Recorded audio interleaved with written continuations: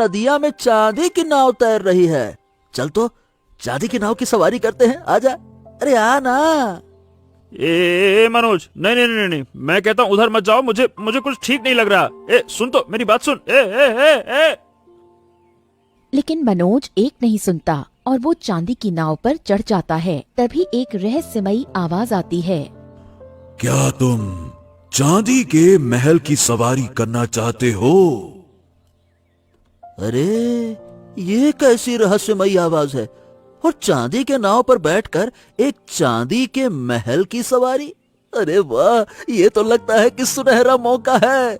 ठीक है ठीक है, मैं जाने के लिए तैयार हूँ, ले चलो। न न न न न न न न। अरे ये तू क्या कर रहा है मनोज, मेरी बात सुन। नहीं नहीं, तू मत जा। अरे उतर जा नाव से। अरे मुझे कुछ ठीक नहीं लग रहा, सुन तो। ए लेकिन मनोज एक नहीं सुनता और उस चांदी की नाव पर बैठा आगे बढ़ जाता है। ऐसे ही वो दिन बीत जाता है।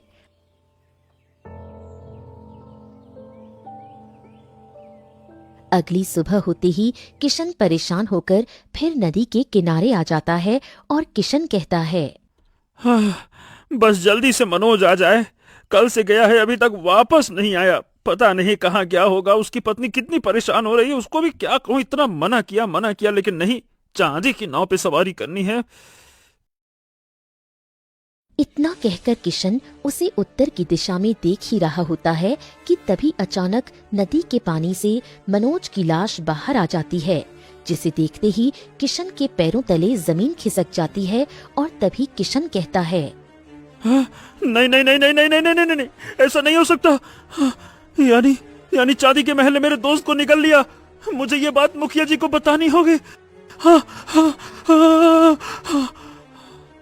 फिर किशन बहुत परेशान होता है और भागकर गांव के मुखिया के पास आ जाता है, जो चौपाल पर बैठे होते हैं।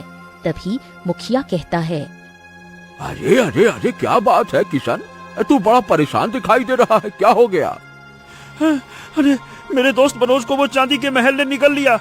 कल वो चांदी की नाव पर बैठकर गया था और आज उसकी तैरती हुई लाश उसी नदी में मिली है मुखिया जी। हाँ?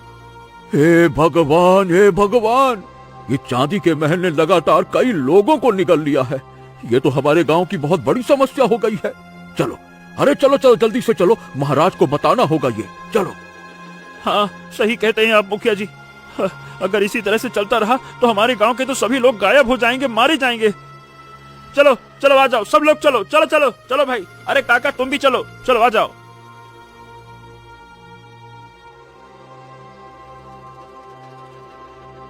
फिर सभी गांव वाले परेशान होकर राजमहल पहुंच जाते हैं। शांति शांति शांति शांति। क्या बात है, आज सब लोग एक साथ? सब कुछ ठीक तो है ना? अब महाराज, क्या ठीक रहेगा? वो चांदी के महल ने फिर से हमारे गांव में अपना आतंक फैला रखा है। अब देखिए, कुछ दिनों से लगातार गांव से एक न एक व्यक्ति को वो निगल रहा है और कई लोगों की तो मृत्यु हो गई है महाराज। ये तो बहुत ही गंभीर समस्या है और बहुत जल्दी कुछ न कुछ इसका इंतजाम करना होगा। अच्छा ठीक है, आप लोग फिक्र मत करिए। ठीक है महाराज, अब आप ही से कोई उम्मीद है, वरना हम तो चारों बगल से हिम्मत हार चुके हैं महाराज। चलिए महाराज, ठीक है। सभी गांव वाले परेशान होकर चले जाते हैं।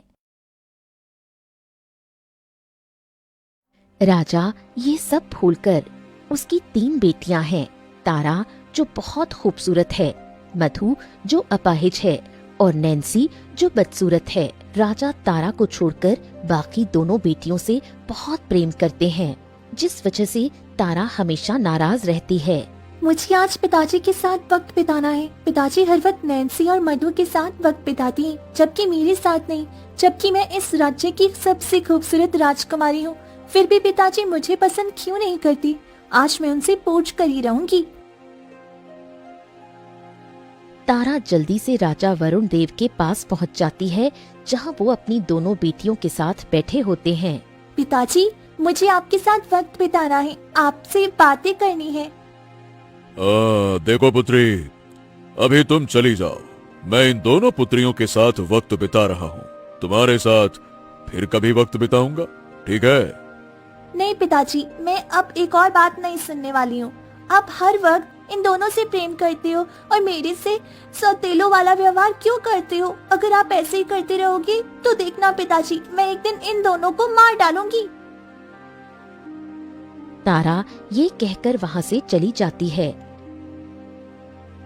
बेटा, मैं तुम्हें कैसे बताऊं तारा कि तुम मेरी अपनी औलाद नहीं हो, और मेरी जो अपनी औलाद है वो एक बदसूरत और एक अपाहिज है। मुझे इन दोनों का भी दिल रखना होता है, इसीलिए मैं तुम्हें भला बुरा कहता हूं ताकि इन दोनों को अपने आप में बुरा न लगे। पर तुम बेटा मेरी बात समझती नहीं हो। हाँ। राजा परेशान होने लगते हैं। वहीं नैन्सी और मधु ये बात सुनकर गुस्से में सीधे तारा के पास जाती है। अच्छा, तो तुम दोनों यहाँ आ गई। बताओ क्या चाहिए तुम दोनों को? देखो, तुमने बहुत गलत किया पिताजी के साथ। तुम हमसे जलती हो क्योंकि पिताजी हम दोनों से प्रेम करती हैं।